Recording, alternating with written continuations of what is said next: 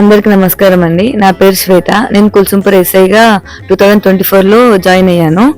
ఈరోజు నా బర్త్డే కాబట్టి నార్మల్ గా మనం పార్టీలు అవి అనుకుంటుంటారు కదా, కానీ మా పేరెంట్స్ ఇన్స్పిరేషన్, మా మమ్మీ గాని మా నాన్న గాని వాళ్ళు ఏమన్నారంటే, ఇలాంటి ఆర్ఫనేజెస్ ఓల్డ్ ఏజ్ హోమ్స్ ఉంటాయి కదా, ఎందుకు ఇవ్వద్దు, వాళ్ళకు ఎందుకు డొనేట్ చేయకూడదు, వాళ్ళకి అన్నదానం చేయొచ్చు కదా అని చెప్పేసి అన్నారు.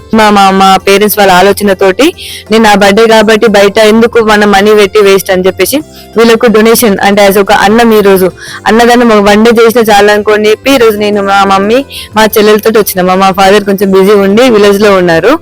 కానీ ఇప్పుడు వచ్చిన తర్వాత స్టార్టింగ్ ఫస్ట్ రాగానే మనకు టెంపుల్ అట్మాస్ఫియర్, దాన్ని బట్టి చెప్పొచ్చు ఈ యొక్క అట్మాస్ఫియర్ ఎంత మంచిగా ఉంది అనేది.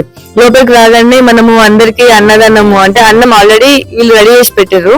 ఆ పెట్టడం గానీ, ఆ రైస్ గానీ, ఆ కర్రీస్ గానీ, వాళ్ళకు పెట్టే విధానం గానీ చాలా బాగుంది. ఇంకా పైకి వెళ్ళి చూడడం జరిగింది.